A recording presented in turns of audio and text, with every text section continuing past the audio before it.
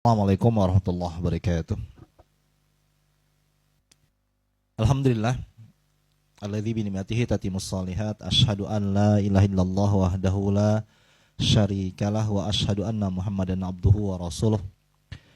Radina billahi rabba wa bil islami dina wa Muhammadin nabiyya wa rasulah. Rabbana zidna ilma warzuqna fahma. Allahumma shalli wa sallim wa barik ala Muhammad wa ala ali Muhammad. Kama sallaita wa barakta ala Ibrahim wa ali Ibrahim fil alamin innaka Hamidum Majid. Ikhwafillah rahimana rahimakumullah. Segala syukur dan puji tiada henti selalu kita panjatkan kepada Allah Subhanahu wa taala karena di malam yang berbahagia ini malam 11 ya dari bulan Muharram insyaallah. Kita oleh Allah Subhanahu wa taala diberikan anugerah untuk bisa kembali bermuajahah, bertemu, berkumpul, tidak hanya sekedar untuk kemudian bertatap muka, tapi sekaligus mempererat ikatan ukhuwah Islamiyah dan juga dalam rangka untuk meningkatkan kapasitas dan kualitas iman Islam kita kepada Allah SWT dengan kita belajar memahami risalah al-Islam yang kita yakini ini sebagai agama yang akan membimbing kita tidak hanya sekedar kepada kesenangan dunia yang kita harapkan, tapi juga insya Allah kepada ketenangan dan kebahagiaan yang mengantar kita kepada keselamatan kehidupan akhirat kita insya Allah nantinya. Amin. Alhamdulillah hari ini kita dilimpahkan oleh Allah SWT barakatan minas sama, yaitu keberkahan dari atas langit berupa hujan yang tercurah begitu deras ya. Tapi itu tidak menjadikan penghalang kita untuk kemudian melangkahkan kaki kita menuju ke tempat ini dalam rangka bermajlis talabul ilmi. Sejatinya merupakan di antara sekian banyak tantangan ketika kita ingin kemudian memperbaiki keadaan diri kita. Ini tantangan hujan ini. Ya, seperti pernah ada seorang public figure mengatakan sudah hujan, becek, nggak ada gojek gitu ya. Jadi penghalang deh gitu ya. Karena seperti itu. Ini hal yang sejatinya bisa diatasi asal ada kemudian tekad, kemauan, keinginan, semangat, dan tentu harus rela. Ada pengorbanan di situ. Ya mungkin basah tadi kan, seperti Ibu siapa tadi yang basah-basahan itu? Bu Lia, basah-basahan. Ya, bukan cuma Ibu aja yang basah-basahan, juga basah-basahan, Bu. Gak kelihatan aja. Udah berapa banyak tisu siapa kita itu ngelapin biar kering gitu ya. Gitu. Tapi inilah bagian daripada tantangan ketika kita ingin berhijrah ya. Ini sekarang momennya Muharram ya. Momen Muharram ini adalah momen di mana dijadikan sebagai saat orang untuk kemudian merenungi hikmah di balik kenapa sih, ya kan? Ada apa? Ya, bukan ada apa dengan cinta ya, ada apa dengan Muharram gitu ya. Jadi, karena sejatinya begini. Kalau kita pahami tentang Hijriyah, ini bukan sesuatu yang tanpa makna. Dia penetapan kalender yang memang diambil momen tahun pertamanya oleh Umar bin Khattab dan para sahabat yang mulia di antara Ali bin Abi Thalib misalnya, Utsman bin Affan, Abdurrahman bin Auf, itu momen hijrahnya Rasulullah SAW dari kota Mekah ke Madinah, bukan dari kota Mekah ke Taif, bukan pula dari Mekah ke Habasyah yang dilakukan oleh para sahabat di tahun ke-5 kenabian, tetapi yang dilakukan oleh Rasulullah SAW para sahabat di tahun ke-13 kenabian menuju ke Madinah dari kota Mekah. Kenapa? Karena memang di situ ada semangat yang luar biasa. Semangat yang tidak hanya sekedar berkeinginan untuk menyelamatkan kehidupan diri, tapi lebih utama menyelamatkan bagaimana agar akidah, agar iman yang tertancap dalam dada itu tidak tercerabut, tidak lepas dari diri mereka. Gitu. Itu yang utama sejatinya. Saya kalau sekedar Rasulullah SAW dan para sahabat hanya ingin menyelamatkan diri, itu mudah, sangat mudah sekali. Bagaimana mudahnya? Ya cukup saja kemudian mereka memuja, memuji, ya kan, mengingkari Allah, memuja berhala-berhala, maka mereka selamat. Seperti yang misalnya orang-orang Quraisy lakukan kepada Bilal bin Rabah. Bilal bin Rabah itu disiksa, ya kan? Ini budak milik dari Umayyah bin Khalaf. Disiksa, ditarik di terik panas matahari, ditindih batu besar. Dia hanya disuruh untuk kemudian memuja berhala-berhala, puja berhala-berhala. Tapi lisannya tetap mengatakan Ahad, Ahad, Esa, Esa. Sehingga siksaan terus diberikan kepadanya. Begitupun dengan Ammar bin Yasir misalnya. Bagaimana seorang anak kecil menyaksikan bapaknya dibunuh di hadapannya. Ibunya ditombak dari perut sampai ke pangkal pinggangnya, belakangnya. Dan dia diminta untuk mengucapkan satu hal. Kufur, memuja berhala, dan kemudian mencela Allah Subhanahu wa taala. Karena beliau masih kecil waktu itu, belum tahu tentang dampak dan akibat, ya, terpaksa. Maka beliau kemudian mengatakan kalimat kufur tadi sehingga dibebaskan oleh orang musyrikin. Tapi Allah memberikan penguatan. Betul dia kufur dengan ucapannya, tapi waqalbuhu mutmainnum bil iman. Tetapi hatinya tetap tumakninah, tenang, tentram, damai dalam keimanan. Artinya apa? Terpaksa. Gimana enggak coba ngelihat bapak dibunuh di depan mata, ibu kemudian ditombak begitu. Siapa enggak takut? Nah, ini yang dikhawatirkan para sahabat yang lainnya sejatinya. Khawatir mereka tidak bisa kuat seperti itu. Takut ketika mereka menghadapi tantangan, rintangan, hambatan, menjadikan mereka kemudian apa? Ya tadi, lebih takut kehilangan nyawa daripada kehilangan akidah. Khawatirnya seperti itu. Maka mereka hijrah dari kota Mekah ke Madinah. Dan hijrahnya mereka bukan rihlah. Seperti kita rihlah gitu kan ke Bedugul, bekal-bekal banyak semua dibawa kan ya. Perlengkapannya lengkap banget gitu kan. Nanti bisa mampir ngopi di Indomaret gitu kan. Gak bisa. Gak bisa gitu. Ini luar biasa perjalanannya. Tantangannya apa? Risiko kematian. Sekali lagi, risiko kematian. Tapi inilah ujian yang akan dihadapi siapa saja. Meskipun ketika kemudian di Fathu Mekah tahun ke-8 Hijriah di bulan Ramadan, Rasul mengatakan di tengah para sahabat, la hijrata ba'dal fathi walakinnal jihad wan niyat. Sudah enggak ada lagi yang namanya hijrah pindah-pindah, itu udah enggak ada. Pindah tempat udah enggak ada, bukan itu hijrah itu. Tapi yang ada apa? Jihad. Semangat berjuang, menegakkan, membela, mempertahankan, dan melestarikan risalah ini, serta niat untuk selalu berjuang. Ini ada. Ini yang ada sejatinya. Atau Rasul mengatakan dalam hadis yang lainnya, yang namanya hijrah itu adalah kemudian kita meninggalkan apa-apa yang dilarang oleh Allah Subhanahu wa taala. Jadi bukan pindah-pindah lagi. Kang Asep dari Bandung datang kemari, anak hijrah ke Bali. Bukan hijrah namanya itu. Itu ente pindah namanya. Ya dalam rangka itu kan. Dalam rangka. Atau Kang Erik gitu kan dari mana antum? NTT kan. Datang ke Bali gitu kan, anak hijrah ini. Itu ngaku-ngaku. Bukan hijrah, itu pindah namanya. Hijrah itu senantiasa berkeinginan untuk merubah keadaan tidak hanya kehidupan dunia, tapi akhirat yang utama. Itu hijrah. Itu hijrah. Tapi perhatikan, sebagian para sahabat dan Rasul Muhammad SAW ketika mereka hijrah, mereka menghadapi tantangan. Bukan cuma hujan seperti ini. Ya. Kalau ini mah paling basah gitu kan. Basah tinggal ganti baju, di sini banyak.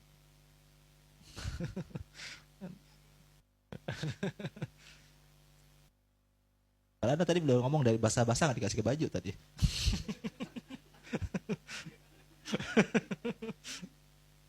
Ya. Ada tantangannya di situ. Perhatikan ketika para sahabat, ketika mereka hendak hijrah. Abdurrahman bin Auf misalnya. Apa kata orang Quraisy kepadanya? Ente silakan hijrah, tetapi tidak boleh membawa apapun yang ente punya, yang ente dapatkan di kota Mekah. Ini seorang miliarder ya. Bukan orang kaya tapi orang miliarder gitu. Yang udah levelnya udah bukan lagi orang sekedar punya banyak, tapi banyak gitu kan. Apa yang beliau lakukan? Diserahkan semuanya. Ambil silakan. Bahkan disebutkan, saya titip harta saya kepada si fulan, ambil tuh di situ. Sama si fulan ambil tuh di situ. Kalau orang Arab dulu kan begitu ya. Kalau mereka pergi lama-lama itu mereka titipkan barang berharga mereka kepada orang tertentu. Seperti Rasul suka nerima titipan. Makanya ketika Rasul mau hijrah itu Rasul bilang, ini barang si ini nanti kembalikan si yang punya ini. Kalau dia datang dari kan mereka biasanya suka bepergian ke Syam kemana, nanti kalau dia datang kasih barangnya. Ini kata Rasul kepada keluarganya. Ini tantangan diantaranya. Bahkan dalam surat misalnya An-Nisa 100 Allah nyatakan, kata Allah, wa may yuhajir fi sabilillah yajid fil ardi muragaman katsiran wasa'ah. Siapa yang berhijrah jalan Allah, maka mereka akan mendapat di bumi Allah ini luas. Dan di sana pun ada rezeki yang berlimpah. Maksudnya apa sih? Kenapa sih Allah bilang begitu? Semua juga tahu bumi Allah ini luas. Tapi Allah tambahkan, di sana juga ada rezeki yang berlimpah. Kenapa? Karena tantangan pertama ketika kita ingin memperbaiki diri kita itu ekonomi. Ya, Kang Asep dari negeri antah barantah gitu kan, datang ke Bali hijrah, ya kan? Pasti yang dipikirkan pertama apa? Kalau semua tempat tinggal mah, meskipun sekarang bingung nyari kos-kosan ya. Itu insya Allah bisalah. Ya, sekedar mungkin di mana di masjid gitu kan misalnya. Tapi yang utama apa? Ekonomi ini jadi tantangan terdepannya. Ntar gimana nih? Anak kalau pindah ke Bali kira-kira bisa kerja apa nih? Itu yang seringkali menjadi sebab kenapa sih orang itu kemudian menunda untuk segera berhijrah, atau mungkin bahkan ketika sudah menapaki hijrah tiba-tiba mundur ke belakang. Ya seperti kita tahulah public figure ya, yang tiba-tiba berhijab gitu kan ya, yang lebar, yang panjang, yang menawan gitu kan. Tapi ternyata gara-gara itu jobnya sepi. Iya nggak? Jobnya sepi tuh. Yang biasanya tampil manggung, tiba-tiba sekarang ya kalaupun diundang sekedar nongol sebagai apalah figuran kalau bahasa gitu ya, bukan bintang utama lagi nih. Ya, tentu ini berdampak kepada kemudian pemasukan kan, sehingga tidak jarang di antara mereka karena menghadapi kondisi begitu akhirnya apa? Balik lagi tuh. Yang tadinya tertutup tiba-tiba terbuka lagi. You can see, ya kan? Ya kan seperti ini. Ini banyak yang kita dapati public figure seperti itu. Meskipun tidak sedikit yang hijrahnya memang istiqomah. Istiqomah. Makanya Allah bilang, hal pertama yang Allah jadikan jaminan kepada kita, bumi Allah luas kok. Kamu tidak hanya bisa tinggal di situ, banyak tempat, nggak cuma di NTT, Bali juga ada, ya kan? Nggak juga di mana di Denpasar, no sana di Badung tuh ada gitu kan? Yodi juga mau hijrah ya ke Kepaon ya. Denpasar ya. Oh pindah dia, bukan hijrah, sudah pindah dia. Ini tantangan. Yang Allah minta dari kita apa? Istiqomah. Allah minta. Ya, dalam surat Fussilat 30 nyatakan misalnya, Innal ladzina qalu rabbunallah tsumma istaqamu tatanazzalu alaihimul malaikatu alla takhafu wa la tahzanu wa basyiru bil jannati allati kuntum tu'adun, kata Allah Subhanahu wa taala. Sesungguhnya orang-orang yang mengatakan Tuhanku adalah Allah, lalu mereka istiqomah, maka Allah akan mengutus kepada mereka para malaikat Allah dan mengatakan la takhafu wa la tahzanu, kamu jangan takut ya, kamu jangan sedih. Kenapa? Karena begitu kita mengatakan Tuhan kita adalah Allah, lalu kita berusaha istiqamah menegakkannya, mempertahankannya, menjalankannya, maka siap-siaplah kita menghadapi tantangan, ujian, hambatan, godaan yang kita hadapi. Maka tidak sedikit di antara mereka ketika menghadapi itu semua, tiba-tiba mereka merasa takut. Ntar gimana nih? Ya. Ekonomi. Nanti merembet keluarga. Kan begitu. Orang coba kalau mau hijrah tuh. Nggak cuma ekonomi, nanti keluarga tuh. Rasulullah SAW ketika beliau menyampaikan dakwah, siapa yang menjadi penentang pertama? Keluarga. Bukan orang lain, keluarga. Orang terdekat, bahkan orang yang paling mencintai Rasul Muhammad SAW. Siapa? Pamannya, Abu Lahab. Tidak jarang kita hadapi seperti itu. Ya. Mungkin nanti ketika Kang Asep ingin hijrah gitu kan, sudah punya istri, misal udah punya istri gitu kan ya. Insya Allah gitu kan. Ya. Bisa jadi istrinya menjadi penopang utama atau justru penentang utama. Kita nggak tahu kan. Makanya mumpung belum dapet nih, ya pilih-pilih yang benar-benar yang terbaik gitu kan, biar gak salah pilih gitu kan. Ya. Semangat ya. Itu tantangannya. Tapi Allah bilang kepada mereka melalui para malaikatnya, jangan takut, jangan sedih. Kenapa? Karena absyiru bil jannati allati kuntum tu'adun. Karena berbahagialah kalian, kata Allah Subhanahu wa taala, nanti di ujung istiqomah kalian Allah sudah siapkan surga yang Allah janjikan. Artinya apa? Ada kesuksesan di situ. Tapi sebelum sampai di situ, ya tadi hadapi lu tantangannya, hadapi lu rintangannya, hadapi lu hambatannya. Itu harus bagian daripada resiko hijrah kita. Ini momennya sekali lagi Muharram ya, momen hijrah.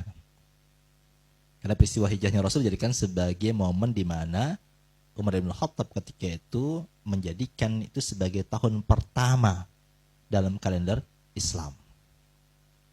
Jadi bukan sekedar seperti tahun-tahun Masehi ganti gitu kan, terus orang nyalakan kembang api. Enggak.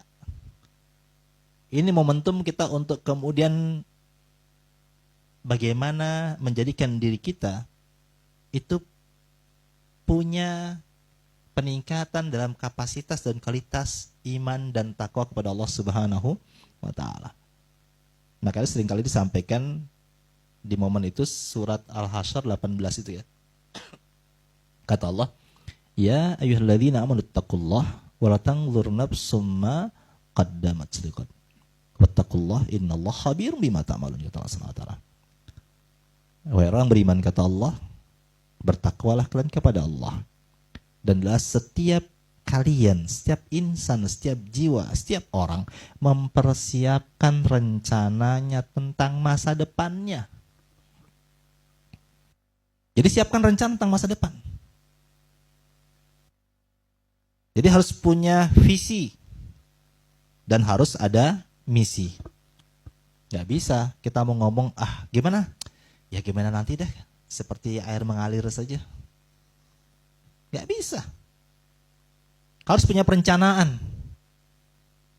Maka untuk sampai kepada rencana visi kita harus punya misi yang kita akan jalankan nanti. Tapi kata Allah, wattaqullah. Ketika engkau merencanakan sesuatu dan menjalankan rencanamu, jangan lupakan takwa kepada Allah. Maksudnya apa? Silahkan kalau kita mungkin menginginkan sukses jadi pejabat. Oke, silahkan. Tapi ingat ya, jangan melanggar batasan-batasan Allah. Jangan tebar pesona tok bisanya. Ya, tebar janji kemana-mana tapi PHP. Jangan seperti itu, kata Allah. Ya. Ingin jadi orang kaya silahkan. Tapi cari hartanya harus halal. Jangan nipu, jangan korupsi dan sebagainya. Itu kata Allah. Wattaqullah. Kenapa? Karena innallaha khabirum bima ta'malun. Karena sungguhnya Allah itu khabir. Sangat halus sekali pengetahuannya atas apa yang kita kerjakan. Artinya apa? Jangankan yang terang benderang yang kita kerjakan, yang kita umpetin, yang kita rahasiakan, nggak ada orang yang tahu. Orang taunya, oh, Kang Erik ini ya, Masya Allah. Orang taunya gitu kan. Ya. Tapi yang jauh lebih baik daripada itu orang nggak tahu tuh. Karena dirahasiakan. Misalnya gitu kan. Jadi orang hanya tampak yang di hadapan matanya, tapi di belakang belum tentu orang melihat. Makanya Allah dalam surat Ali Imran 185 mengatakan, ketika menyatakan kullu nafsin dha'iqatul maut wa innama tuwaffawna ujurakum yaumal qiyamah. Semua manusia pasti mati, kata Allah. Setiap jiwa pasti mati. Dan nanti di hari kiamat Allah akan memberikan balasan atas apa yang mereka kerjakan itu secara tuwaffawna, sempurna. Apa maknanya? Nggak ada yang tidak dibalas. Wah, ini nggak mungkin dibalas. Kenapa? Soalnya waktu saya ngerjain ini nggak ada yang tahu nih. Saya umpetin. Saya ngerjakannya di tengah malam gelap gulita, udah ngumpet dalam lemari, gitu misalnya. Ya, dibungkus plastik pula nggak ada yang tahu nih. Jadi nggak mungkin dibalas. Allah tahu, jangankan yang kamu sembunyikan, yang masih dalam hati pun Allah tahu. Itu afauna, kata Allah SWT. Apakah itu amal baik atau amal buruk? Allah pasti balas sempurna. Maka itu yang disebut oleh Allah SWT untuk kita merencanakan tentang masa depan kita ke depan. Yang utama adalah kehidupan akhirat kita. Ya, dalam surat misalnya Qasas 77 Allah nyatakan wabtagi fima atakallah daral akhirah wa la tansa nasibaka minad dunya, kata Allah. Carilah bekalmu. Kumpulin bekalmu tuh. Yang nantinya akan kau bawa dia. Kemana? Ke kampungmu di sana tuh. Daral akhirah, di akhirat sana. Bukan kampung halaman kita yang di tempat kelahiran kita. Tempat orang tua kita, tidak. Tapi di akhirat sana. Tempat di mana orang tua kita, Nabi Adam alaihissalam, berasal. Kumpulin bekal. Tapi walatan sanasi bakal menjadi dunia, kata Allah. Tapi jangan lupa bekalmu, nasibmu dalam kehidupan dunia ini. Artinya, jangan melulu akhirat tok yang dipikir. Akhirat itu utama, tapi dunia juga jangan dilupakan. Seperti itu. Jangan dilupakan. Jadi silahkan jadi orang yang taat, banyak ibadah kepada Allah, tapi juga nikah jangan lupa gitu kan.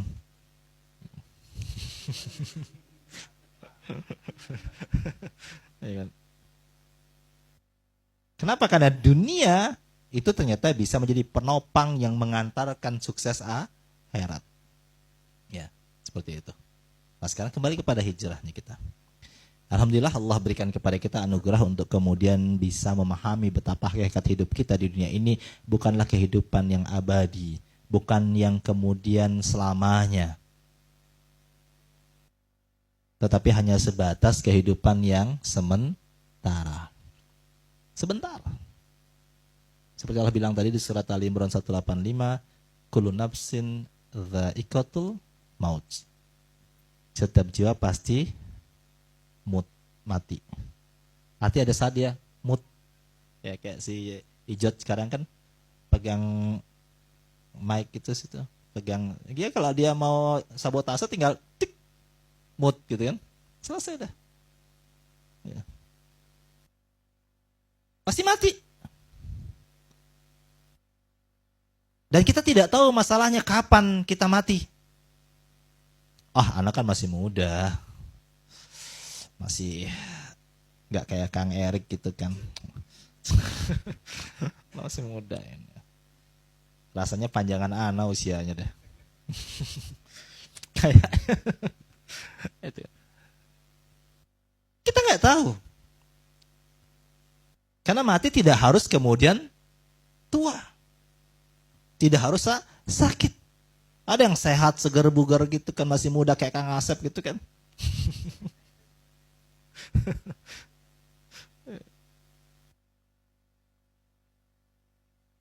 Jadi kita nggak tahu nih. Makanya Allah menyuruh kita untuk kemudian memahami hakikat kehidupan kita ini. Ya. Maka segeralah untuk kemudian memperbaiki diri. Ya, kita sebut hijrah tadi. Kita sudah berusaha nih. Ya, kita sudah mungkin melalui banyak hal dalam kehidupan kita ketika kita hijrah. Ekonomi sudahlah. Kita insya Allah sudah mengalami semua, apalagi ketika corona gitu kan.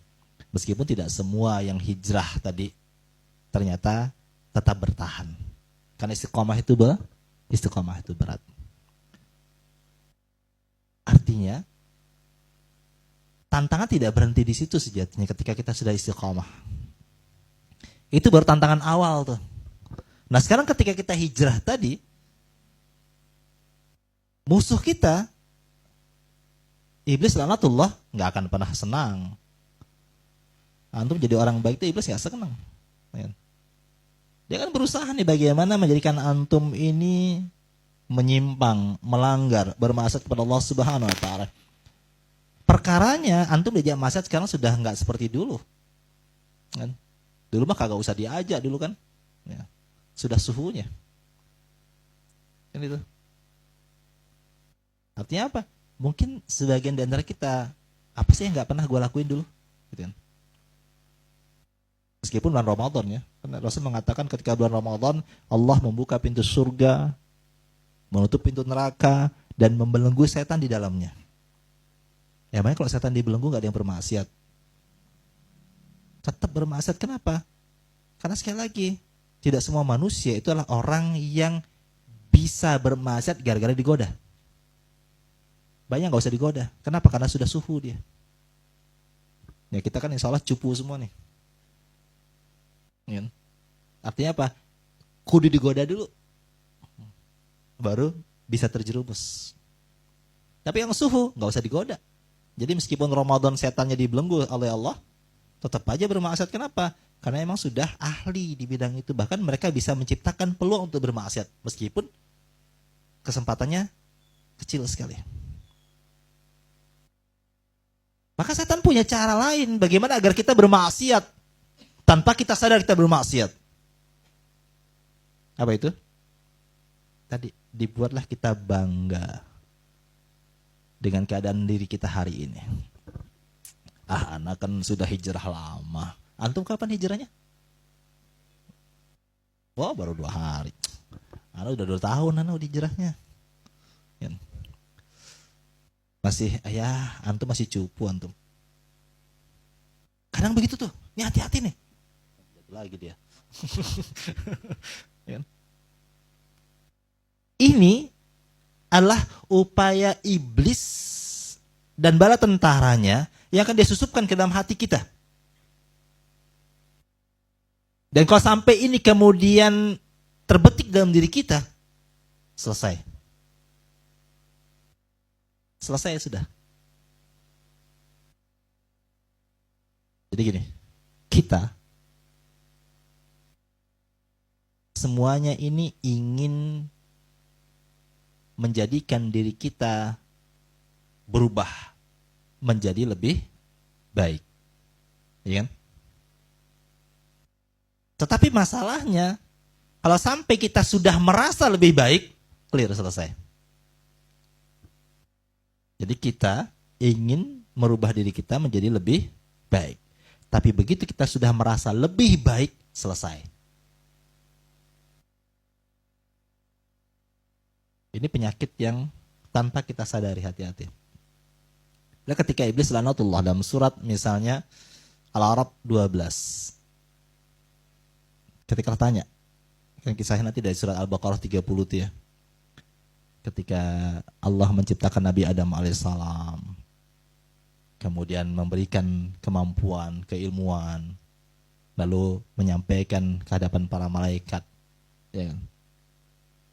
Tentang kemampuannya tadi. Lalu setelah itu Allah perintahkan malaikat bersujud. Tiba-tiba iblis kemudian aba wastakbar.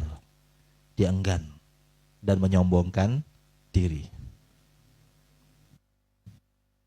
Aba wastakbar.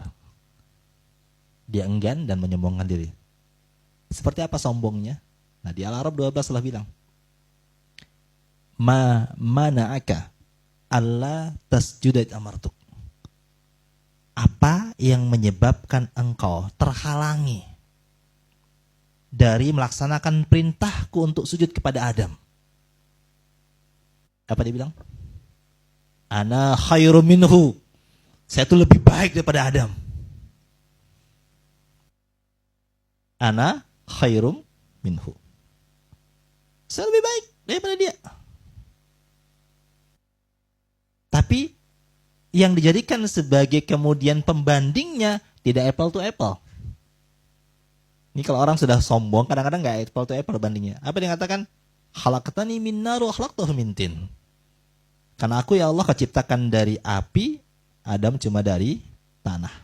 Ini nggak apple to apple. Ini prasangka namanya. Nah kita sering kali dibuat seperti itu oleh iblis laknatullah. Kita berprasangka dengan diri kita. Ente kan sudah lama hijrah tuh, kayaknya ente lebih baik daripada dia deh. Lihat aja tuh. Itu udah rajin kajian. Nah dia tuh jarang-jarang kajian. Itu sudah rajin sholat ke masjid tuh jamaah. Nah dia jarang-jarang. Itu prasangka. Itu prasangka. Padahal prasangka itu bukan sesuatu yang bisa dijadikan ukuran. Kan? Dan Allah kenapa menjadikan Nabi Adam alaihissalam sebagai makhluk yang terbaik? Bukan semata-mata karena dari asal muasal penciptaan, tapi dari kapasitas dan kualitas yang dimiliki Nabi Adam alaihissalam. Itu yang pertama. Wa 'allama Adam al-asma'a kullaha. Allah telah ajarkan kepada Nabi Adam alaihissalam seluruh nama-nama benda di alam semesta. Jadi kualitas Nabi Adam bukan karena asal usul. Bukan, tapi karena kapasitas. Itu yang pertama. Yang kedua, kapasitas beliau didari bukan karena lamanya beliau. Usianya lebih panjang, lebih lama, lebih dulu. Enggak. Tapi karena proses. Wa 'allama Adam al-asma. Allah mengajarkan. Artinya ada proses belajar di situ. Enggak ujuk-ujuk tiba-tiba nih. Ini kan Kang Asep mau ujian, bakar bukunya, air bakarannya taruh di gelas, diminum gitu kan. Tiba-tiba jadi mumet ya. Ada proses di situ. Nah proses ini mungkin ada yang panjang, ada yang pendek. Ya jangan merasa kalau kita sudah hijrah sekian lama berarti kita lebih baik pada dia yang baru hijrah baru. Belum tentu. Belum tentu kan? Ada orang yang mungkin baru datang di pengajian Kang Didi ini 2 kali baru datang pengajian kan. Bisa jadi ternyata lebih wow daripada ya kan? Daripada Kang Jody gitu. Kita nggak tahu kan.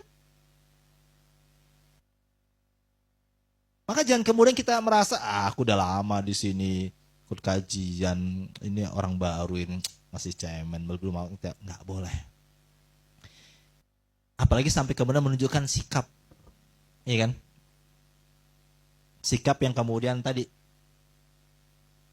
ya. Ya, kadang-kadang gitu kan. Begitu kalau merasa gitu kan mungkin yang gimana sih? Kalau ketemu itu kalau nggak ditegur duluan, nggak negur dulu gitu kan. Kayak antum tadi kan. Oh enggak ya?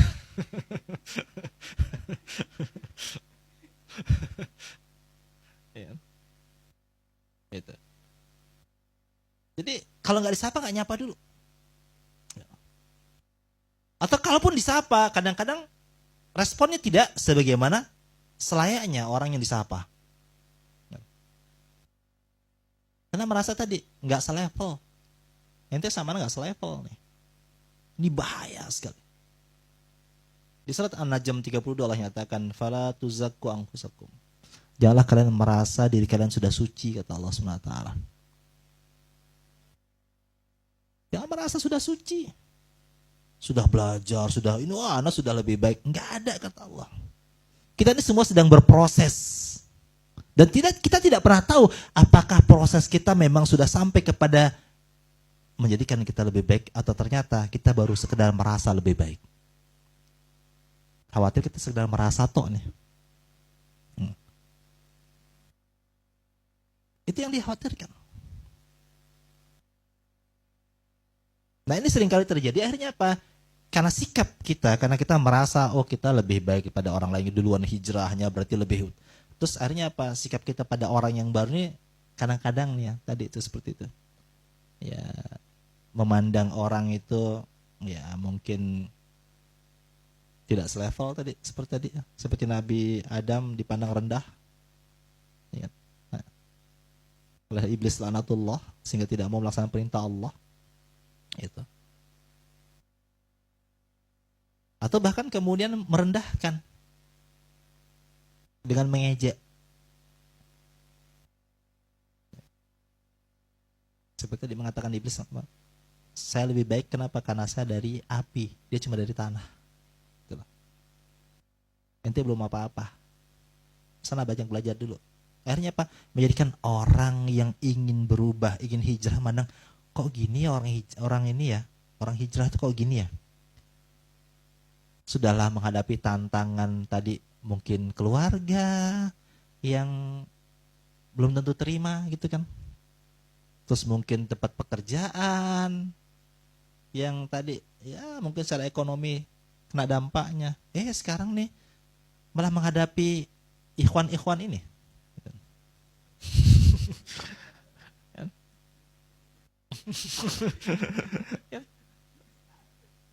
Kan itu. Apalagi hanya ukurnya sebatas misalnya ente belajar sama siapa ustadznya.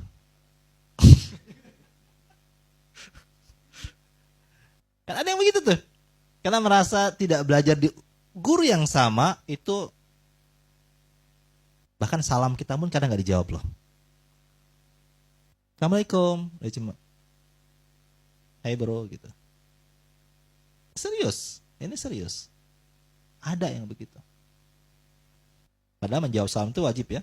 Wa idza khuyyitum bi tahiyyatin fahyu bi ahsana minha urudduha, kata Allah. Kalau engkau diberikan satu penghormatan berupa ucapan salam, maka balas dengan lebih baik atau minimal sama.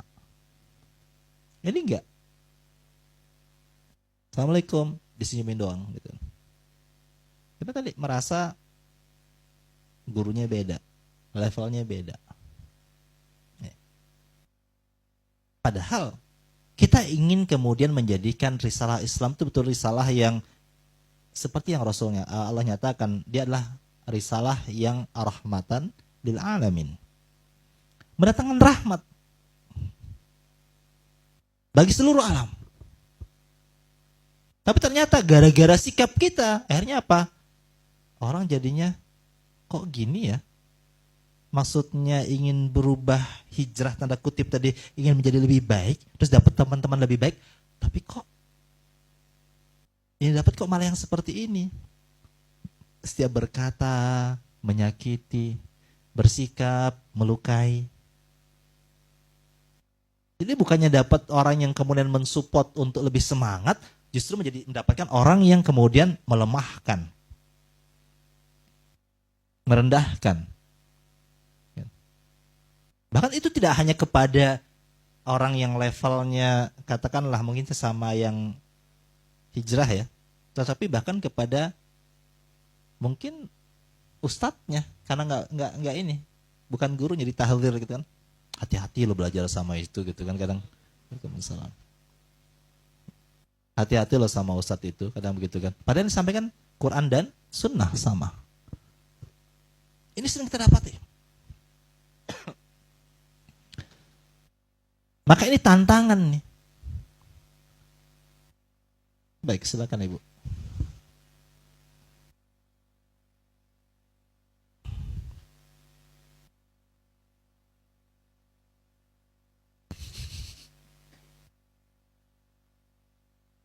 Ya.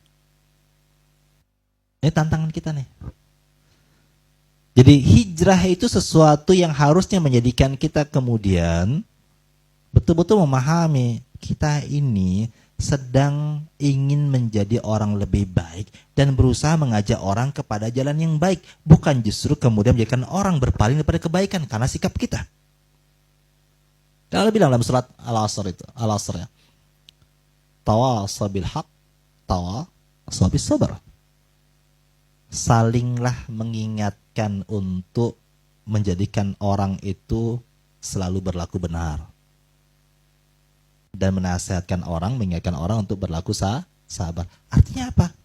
Kita punya peran yang sama sejatinya untuk menjadi penasehat, pembimbing, penyemangat, dan juga yang dibimbing untuk betul-betul bisa menjadi orang yang selalu berlaku benar. Nah kalau kemudian sikap kita kepada orang akan kita sampaikan kebenaran kepadanya, atau orang menyampaikan kebenaran kepada kita, kita pandang tidak selevel dengan kita, kapan kita akan menjadi orang yang kemudian mendapatkan kebaikan? Kapan? Apalagi sampai dengan bersikap angkuh. Ya, seperti di surat Luqman 18 itu kalau Allah nyatakan, wala tusair haddaka linnas wala tamsi fil ardi maraha. Janganlah engkau memalingkan wajahmu dari manusia karena sombong. Dan jangan berjalan dengan angkuh. Kadang-kadang ketemu sama Kang Asep yang karena baru mau hijrah gitu kan, berpaling gitu kan, misalnya. Gara-gara Jody duluan laku gitu kan.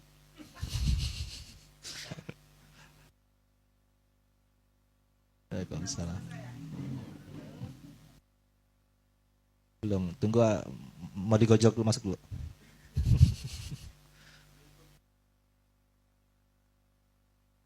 Ini bagaimana orang akan menerima nasihat kita? Atau kita akan bisa menerima nasihat kebenaran ketika kita memandang orang berdasarkan tadi level. Antum junior belum bisa ngomong sama ana, belum bisa, ya kan?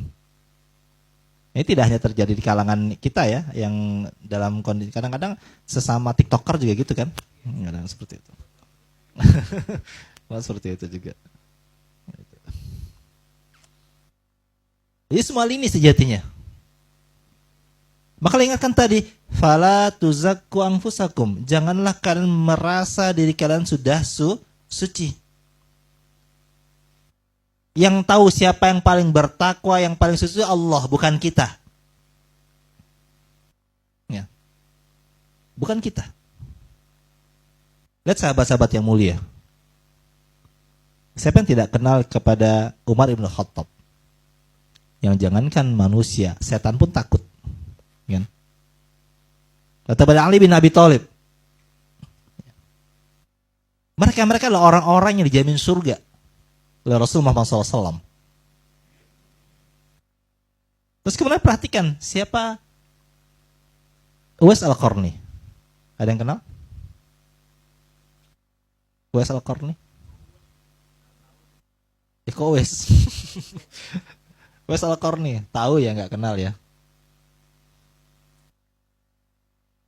Dia bisa disebut sahabat, tapi juga bisa disebut tabi'in. Kenapa?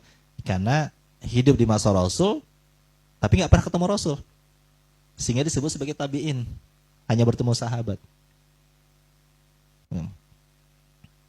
Ternyata meskipun nggak pernah ketemu Rasul, sekali berumar Ibnu Khattab dan Ali bin Abi Thalib pun kata Rasul apa? Minta didoain. Padahal lihat kedudukannya, ini loh, Ali, Umar bin Khattab adalah orang yang biasa bertemu Rasul. Kalau kita bicara tentang ini ya, level ya, kalau menurut kita nih, biasa ketemu Rasul, bahkan dijamin surga. Tiba-tiba Rasul suruh Umar bin Khattab dan Ali bin Abi Thalib kalau ketemu Uwais Al-Qarni, minta didoain. Coba. Ini kayaknya gak level kan? Seperti tidak level kan? Gak pernah ketemu Rasul. Masa anak disuruh minta doa sama dia? Nah gitu. Kalau logika kita loh. Tapi gitulah Allah yang tunjukkan kepada kita.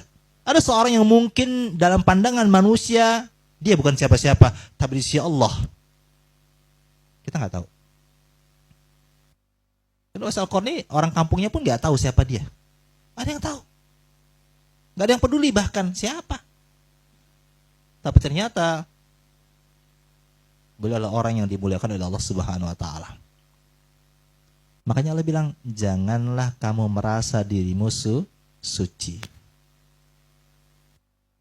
Wa'alamu biman ittaqa, kata Allah. Dia Allah lebih tahu siapa yang orang yang bertakwa di antara kalian. Jadi jangan mengukur kita ini lebih baik hanya gara-gara sudah lebih lama hijrahnya, sudah lebih lama ikut kajiannya. Tidak. Kita nggak tahu. Mungkin sekian lamanya kita duduk bermajlis di sini, fisik kita mungkin di sini, tapi hati kita mungkin jauh di luar sana. Ya kayak tadi saya ngisi acara reuni keluarga besar, banyak sekali kan misi kajian mereka. Begitu saya udah bicara, semuanya asik pegang handphone sendiri-sendiri. Udah langsung berubah nih temanya. Langsung dekat satu. Kita datang kemari, fisiknya bertemu tapi hatinya nggak di sini. Ya. Itu kadang-kadang terjadi dengan kita.